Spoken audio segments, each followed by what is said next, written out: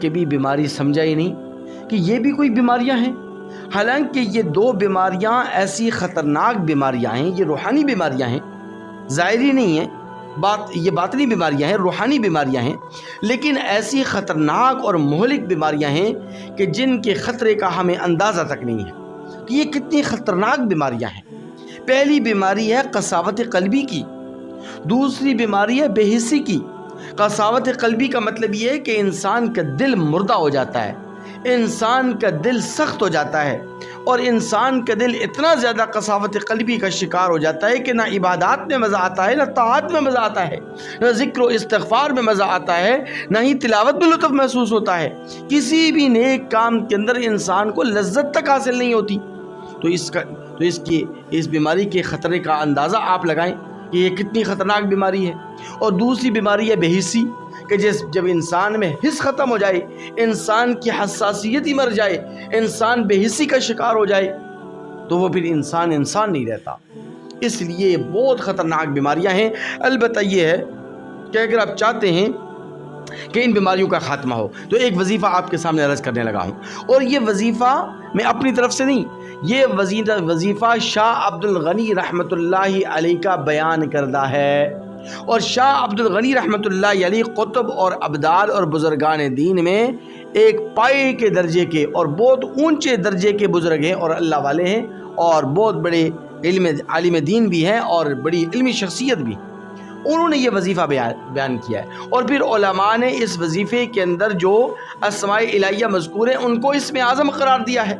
اور پھر تیسری بات یہ کہ اس وظیفے کے معنی پر جب آپ غور کریں گے تو آپ کا دل باغ باغ ہو جائے گا، اور آپ کو اطمینان قلبی 100% نہیں بلکہ 110% تک حاصل ہو جائے گا جب آپ اس وظیفے کے معنی پر غور کریں گے۔ وظیفہ انتہائی مختصر ہے، وظیفہ انتہائی آسان ہے، انتہائی سہل ترین وظیفہ ہے، اور وہ وظیفہ کیا ہے؟ یا حی یا قیوم۔ بس اس وظیفے کو آپ نے کثرت کے ساتھ پڑھنا ہے۔ اب یہ جو یا حیو کا جو لفظ ہے، اس کے معنی پر آپ غور کریں کہ اس کا معنی یہ ہے کہ اے زندہ حقیقی جس کی ذات سے سارے عالم کو زندگی ملتی ہے۔ علماء نے لکھا ہے کہ اگر اللہ تبارک و تعالیٰ کی یہ صفت حیات کا ظہور ختم ہو جائے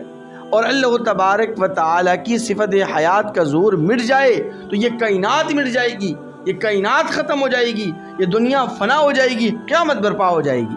کیونکہ مولا علی قاری رحمۃ اللہ علیہ نے یا حیو کا جو معنی لکھا ہے وہ یہ لکھا ہے کہ حیات کل شیء معبدہ، کہ اس کائنات کی ہر چیز کو جو زندگی ملتی ہے وہ اللہ تبارک و تعالیٰ کی صفت حیات سے ملتی ہے، اللہ تبارک و تعالیٰ کی صفت حیات کے توفیل ملتی ہے۔ جب اللہ تبارک و تعالیٰ کی یہ صفت حیات ہی نہ رہے تو پھر کائنات کیسے حیات رہے گی، کائنات کیسے زندہ و تابندہ رہے گی؟ تو اس لیے بندہ جب یہ پڑھتا ہے یا حیو تو گویا کہ اس کا جو دل ہے، اس کا جو مردہ دل ہے وہ زندہ ہو جاتا ہے، اور اللہ تبارک و تعالیٰ مردہ دل کو زندہ فرما دیتے ہیں، اور اللہ تبارک و تعالیٰ قساوت قلبی کو ختم فرما دیتے ہیں۔ اور یا قیوم کے معنی یہ ہیں کہ اے کائنات کو سنبھالنے والے، اے پورے عالم کو، سارے عالم کو سنبھالنے والے۔ اللہ تبارک و تعالیٰ نے اس پوری دنیا کو، جس دنیا کا گولا، یہ جو پوری دنیا ہے، اس پوری دنیا کا گولا جو ہے وہ 24,000 میل کا ہے، تو 24,000 میل کے گولے کو اللہ تبارک و تعالیٰ نے بغیر ستونوں کے، بغیر کسی سارے کے اللہ تبارک و تعالیٰ نے سنبھالا ہوا ہے۔ تو اللہ تبارک و تعالیٰ ہمارے دل کو بھی سنبھال دیں گے جب ہم اس وظیفے کا اہتمام کریں گے، یعنی یا قیوم جب ہم پڑھیں گے تو اللہ تبارک و تعالی ہمارے گرے ہوئے دل کو سنبھال دیں گے، اللہ تبارک و تعالی دل کی بے حسی کو ختم فرما دیں گے۔ تو انشاءاللہ ثم انشاءاللہ اگر آپ اس وظیفے کا اہتمام صرف اور صرف اس نیت کے ساتھ، اس جذبے کے ساتھ آپ کریں گے، اور جب اس وظیفے کو ان معنی کو سامنے رکھتے ہوئے آپ کریں گے تو انشاءاللہ العزیز آپ کو